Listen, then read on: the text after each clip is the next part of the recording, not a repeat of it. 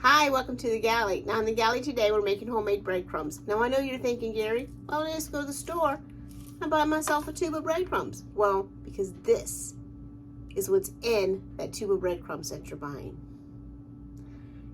And is that something that you really need in your breadcrumbs? Because the breadcrumbs we're going to make today, it's just that, just bread, flour, yeast, and water.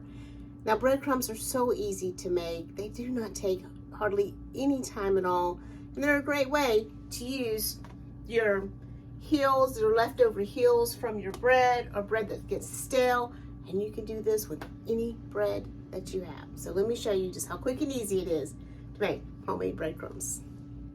So for our good old regular everyday breadcrumbs, I'm just going to cut the bread up, place it on a baking sheet, and there is no precision needed here. You actually don't even have to cut it. You can tear it. But this is a great way to use the heels of the bread that it seems nobody really wants to eat. And I've got a mixture here. I've got some brioche and I have some Italian. So we're going to put those on our baking sheet. And just like that, we're gonna put those on our baking sheet, and I'm gonna pop these into an oven set at about 350 degrees, and I'm going to set my timer for 5 minutes and check them. I just want to really dry these out and toast them. I tend to really just make regular breadcrumbs because they're more all-purpose. So I can use my regular breadcrumbs for meatloafs, for meatballs, sprinkling on top of macaroni, for baked macaroni and cheese. And the panko typically are used more in a breading process when you're frying something. And honestly, you can just use these for that as well. So either way, they're both just breadcrumbs. Now, true panko breadcrumbs means breadcrumbs. Pan means bread and ko means crumb. So it's kind of like shrimp scampi. It's like breadcrumbs, breadcrumbs, shrimp, shrimp. But true panko breadcrumbs has this process where they make this bread and it goes through this oven that's like 86 feet long, and there's no heat involved. It's like electrically cooked. So the bread comes out and there's no crust on it. It's just all bread with no crust. And then these big loaves are set to dry and air dry and then crumbled and then put in a high heat oven where they are toasted. And that's why they're so airy and crunchy, and they're always just white. There's no dark in them. So this is kind of a cheat version, or a copycat version, if you will, of panko breadcrumbs and how you can make them at home. So the first thing we're going to do is remove the crust, because we don't want crust on our panko. We want them to be all white. And you can use these and throw them in the oven with your other breadcrumbs for your normal everyday kind of breadcrumbs. So once we get the crust removed, and if you ever notice, the panko breadcrumbs have a much larger crumb. And once you have your crust removed, I'm just going to break this up a little bit into my food processor. Now, the drier your bread is, the easier this is. And if your bread is really dry and stale, you can use a food grater and just grate it. And I don't want to pulverize this. I just want to give it a few pulses. I just want to break it up. And you can see my panko breadcrumbs that I made. And you can see how they're big, they're chunky. And that's the texture that we're going for. So just a few pulses.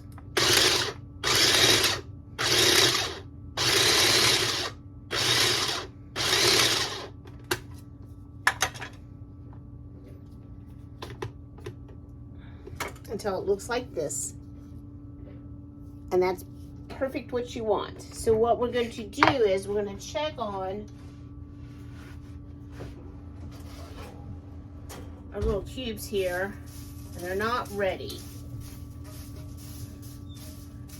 So as soon as these are ready and finished, we're gonna give them a swap. So I think we're about ready to come out here.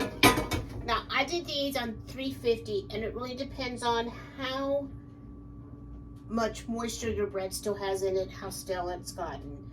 For these, I have not found a way to do it like the traditional panko where they do it at a high heat without it browning. So I go the opposite. So I'm going to do 300 degrees, a really low heat, and that helps them not brown, but really draws out all of that moisture and really dries them out. And again, this depends on how much moisture your bread has in it still when it goes into the oven. So I tend to just set my alarm and check it about every three to 5 minutes, and just to make sure that it's getting brown, not getting brown, but getting dry. So we're gonna pop this one in here. And then for our big ones, you really want this pretty dry, just like that, just nice and dry and crunchy. Now we're gonna put this, it's a big switcheroony here. So we're gonna put this into our food processor. Now this is the time where if you wanted to do seasoned breadcrumbs, that you can add the seasoning. You could do Italian seasoning, or you could do Parmesan cheese, although I wouldn't do Parmesan cheese when it was hot like this. Or you can just do them plain and then add any kind of seasoning when it's time to use them. And that's what I tend to do, is just have them plain, and then I can always come back and add any kind of seasoning I want for my breadcrumbs. Now I'm sure you've went to buy breadcrumbs and you see sometimes they say fine breadcrumbs. So this is another great thing about making your own breadcrumbs, just because you can decide, do I want them chunky or do I want them fine?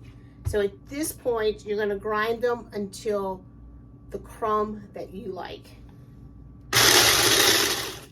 And I do find it best to off and on, pulse them, and then just let it go.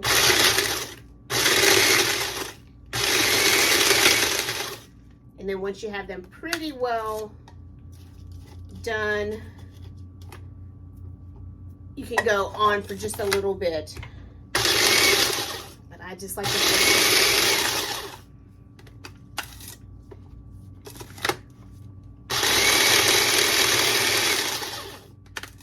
I think that is just about perfect. So now you have perfect breadcrumbs. I just made these the other day, so I'm just going to add to them. Now when it comes to storing your breadcrumbs, really the best place is the freezer. And you can store these breadcrumbs pretty much indefinitely in a freezer in a Ziploc bag.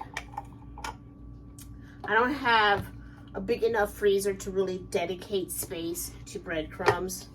So I like an airtight container, and any kind of airtight container, but you still want to check on them.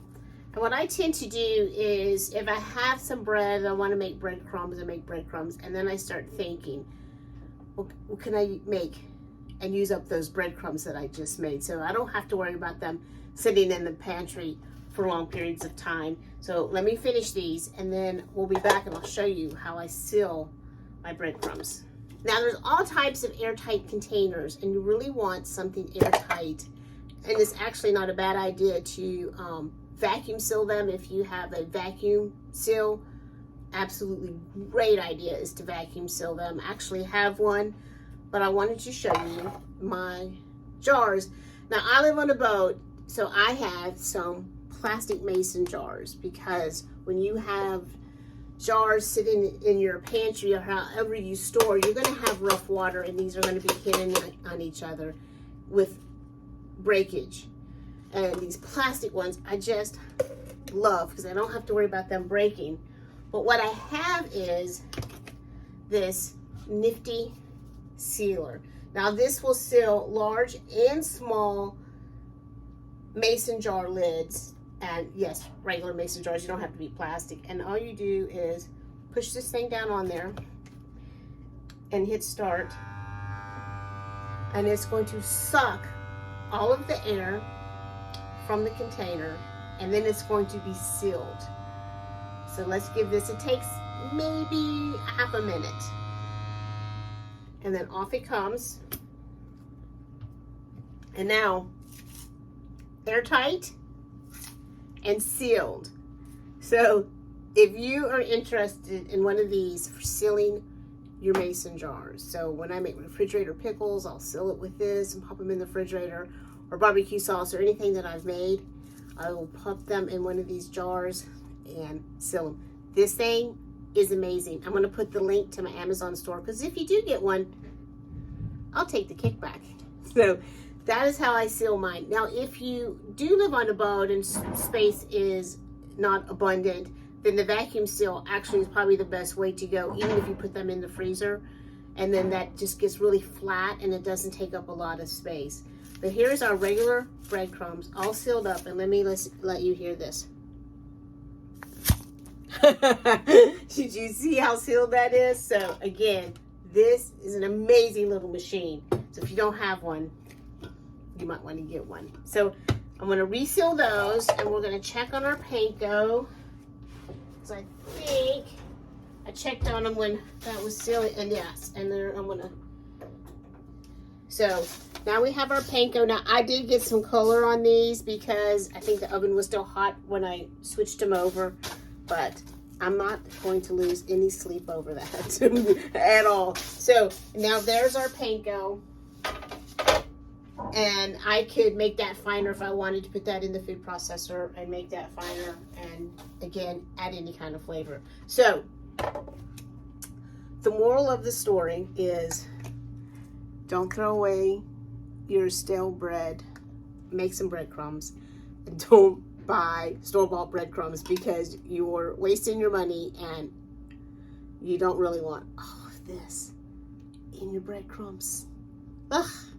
Why? So I'll see you soon, and until next time, safe cruising, and thanks for being here.